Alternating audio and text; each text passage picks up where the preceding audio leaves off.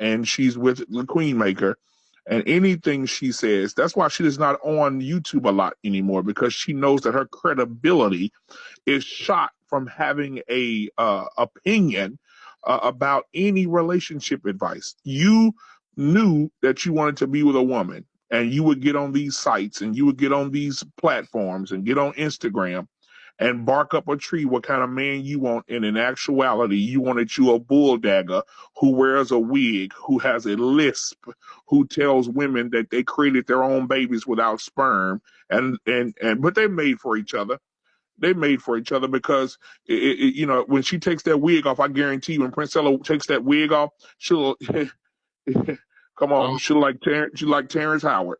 And so they're made for each other, because B. Taylor, when she talks, her mouth leans to the side. She has on weave, big forehead ass. So you really have to just, both of them, they're meant for each other. Both of them look like they could be on the next horror movie, Wes Craven. So Yep.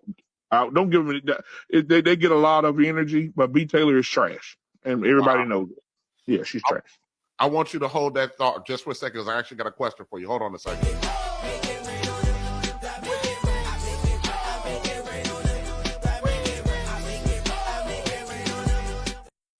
All right. Shout out to my boy Theo Coop with the Do Better podcast. Bang! Bang! It's good!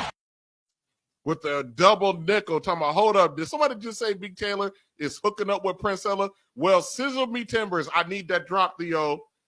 Yeah, according to breaking news over here, Black Men Unfiltered says, yeah, Big Taylor over there smacking lips. I'm not talking about the ones on her face. She's smacking lips. She's smacking lips.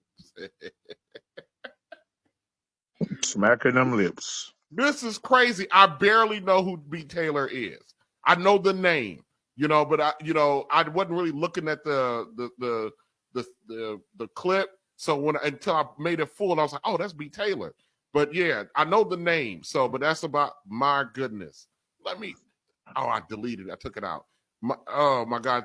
Theo, thanks for the double nickel, brother. I appreciate you. So real quick before you go, bro, I don't know how much time you got, but before you go, Manosphere, was it necessary? I think the Manosphere was necessary.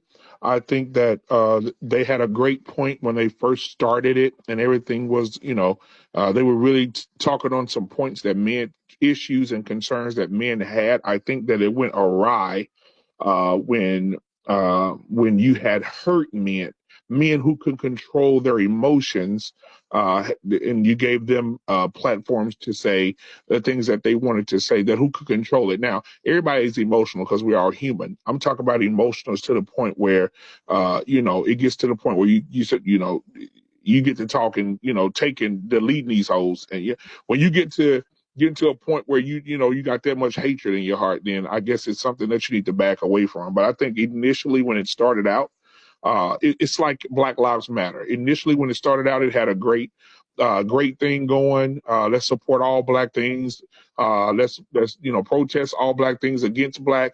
And then all of a sudden, two lesbians decide to get $6 million and buy a house. See, so it started out pretty good, and it ended up pretty bad. So I think the Manosphere is matching that type of energy. Oh, so you think that's what they're doing now, is trying to match that kind of energy? I think that the right Manosphere, because I'm not going to say all the guys in the Manosphere are bad, but some of them have creeped in there who, because I heard a Manosphere guy say something stupid. I can't remember what he said, but I think that the majority of those guys, I go to the minority sometimes can have the bigger voice, but the majority of those guys, I think they were doing the right thing when they first kicked that Manosphere thing off. I think they were doing the right thing. I just think that some people, it's bad eggs in every carton, brother. Well, that's why I'm not a Kevin Samuels cheerleader, but I understood what he meant for the message. Right. You understand what I'm saying?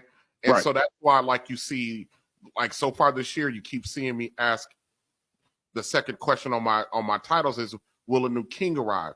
The reason why I call him a king, even men need, really leaders, but Kevin Samuels, while you saw, a lot of the stuff that we're seeing now that's being that has perverted the manosphere, he kept that shit at bay.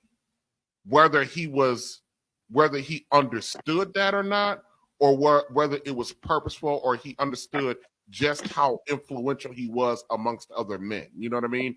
He kept a lot of that crap at bay. You really didn't see a lot of this garbage that we see now. It's like he died and the floodgates opened up because there was, and I talked about this on another stream. No, we don't do we don't do next up. You know, we don't have a succession plan for anything. Right. Most businesses, most families with wealth, they have succession plans. We didn't have one with well, to a degree, we had one when Medgar Evers went down. Then there was the rise of Martin, and then Martin and Malcolm, and then when they went down, then it was the Black Panther Party, and then Black Lives Matter. Yeah. I mean, goddamn. And which you even go to the Black Lives Matters website back when they first started. I mean, when people start paying attention, everything starts to calm down, and people start to read their mission statement. The mission statement, they did not support nuclear family at all. No. Well, these were two gay women who weren't even Americans. They were African, or they were from another country. They weren't even legal American. They weren't even Americans, and they got all this money, and they were, part of they liked each other. They were B. Taylor and Prince selling it up. That's what their mission was. Right. And it was in their mission statement to support the alphabet community. And they're supporting it. And here's what's so insidious about it. They were supporting it on lives of Black men. Exactly.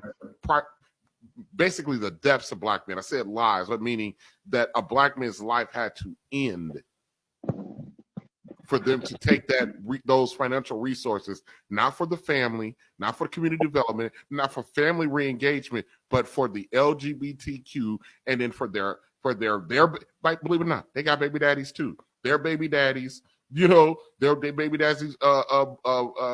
I think somebody bailed somebody out of prison, was sending books in prison. One of them hired their baby and then buying mansions and shit. What kind of stuff was? Man, just went crazy with the money. But here's the thing: because we didn't have a succession plan and things went awry,